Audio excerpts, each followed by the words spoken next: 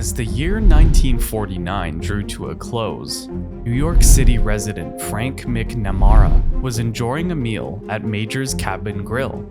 When he was about to pay for the bill, he remembered he had left his wallet at home. By promising to pay his bill the following day, Frank avoided doing dishes in the kitchen. That's when Frank realized the world needed a way to make instant payments. When Frank and his business partner Ralph Schneider decided to start the Diners Club. They issued members cardboard cards that they could use at 27 different restaurants. Over 200 people, mostly friends and workmates of Frank and Ralph, joined the Diners Club when it had first established. The original 200 members quickly increased to an incredible 42,000 across the United States, Canada, Cuba, and Mexico within just 2 years.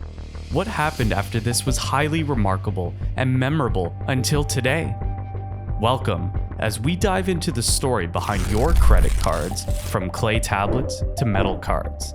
But before we go deeper, let's dig through some statistical facts about credit cards in the US.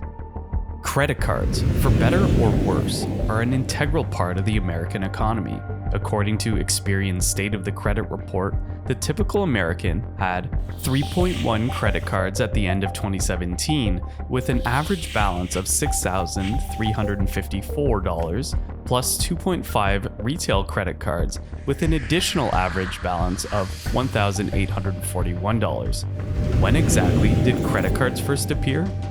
The Federal Reserve reports that consumer credit card debt in the United States reached $925 billion in 2018. However, have you ever considered the circumstances that led to our current situation? The rapidly way which credit cards have become a staple of the capitalist system in the modern era is perhaps the most remarkable aspect of this financial tool. As a result of the rise, Americans' credit card debt is now only $925 billion, or about $2 billion less than the all-time high set in the fourth quarter of 2019. It's only a matter of time before credit card balances surpass the 2019 record due to rising interest rates, persistent inflation, and other economic factors.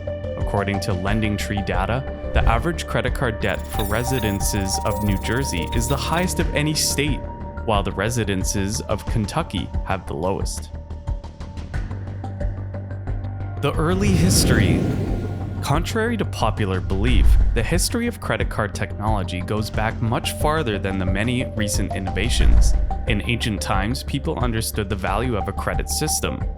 While the United States is largely responsible for popularizing the use of credit cards today, the concept of credit has been around for as long as there's been civilizations. We can attribute nearly all economic activity during the Bronze Age to what we now call a credit line. Due to the lengthy time period that elapsed between planting a crop and harvesting said crop, a credit system was put in place to help farmers finance their operations. American economist Michael Hudson claims that our ancient people frequently ran up debt while their crops were growing, only to pay it off when the harvest finally arrived. More than 5,000 years ago, the early civilizations used clay tablets to transact business with the nearby Harappan civilization, laying the groundwork for today's widespread use of credit cards. You can find more examples of credit card-like systems if you step forward a few thousand years to the early 1800s in the United States. Merchants in the emerging Wild West would extend credit to farmers using credit coins and charge plates so that they could buy supplies on credit until harvest. Advances in the idea of a modern credit card system occurred at the turn of the 20th century. In 1918, Western Union started providing a select group of customers with metal plates they called metal money. By using these metal discs, customers could postpone making payments on their purchases. Western Union's metal plates were conceptually similar to modern credit cards, but they had far more restrictions and could only be used by a small set of customers for a limited set of transactions. Credit cards were first issued by banks in the early 1900s, but it wasn't until the 1920s that oil companies and hotels began issuing their own versions for use within their establishments.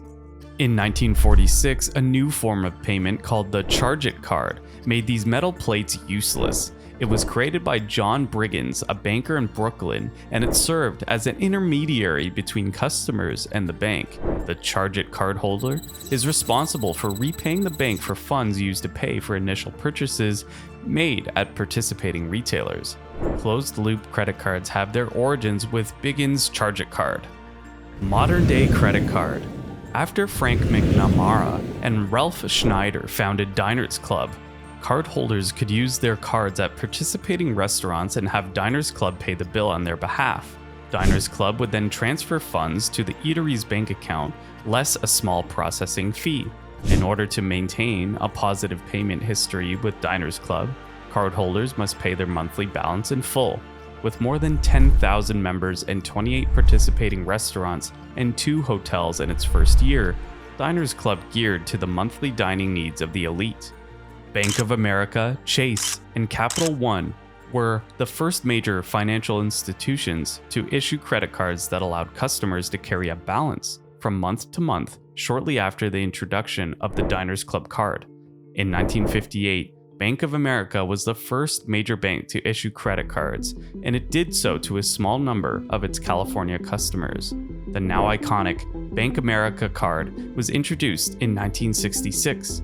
The organization kept going in the face of high fraud and delinquency rates.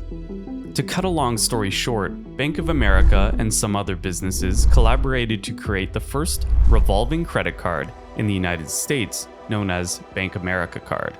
10 years later, Bank America Card broke away to form what is now Visa.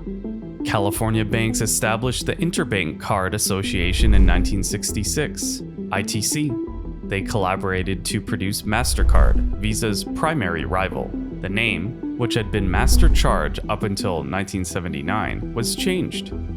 When an IBM engineer named Forrest Perry struggled to attach a magnetic strip to a plastic card in the later months of 1969, he came up with the idea for the modern magnetic strip. Perry took the card home and complained to his wife about the problem, and his wife suggested he try ironing it onto the card. Credit card companies quickly adopted this innovation, seeing its potential for convenience and security after testing the iron's ability to melt the magnetic strip into the card. Although the credit card industry expanded rapidly between 1951 and the late 1960s, it was far from ideal. Many of the first credit card issuers were discriminatory, refusing to give credit cards to people of color like African Americans. Further, until 1971, women were not permitted to obtain credit cards without a male cosigner. FTC data shows that in 2021, there were over 65,000 reports of credit card fraud. Since credit card fraud has been so prevalent, various measures have been taken to strengthen security. Credit cards that use a chip and PIN for transactions are known as EMV cards for Europay, MasterCard, and Visa. Credit card chips add an extra layer of security by generating a new encrypted code with every purchase.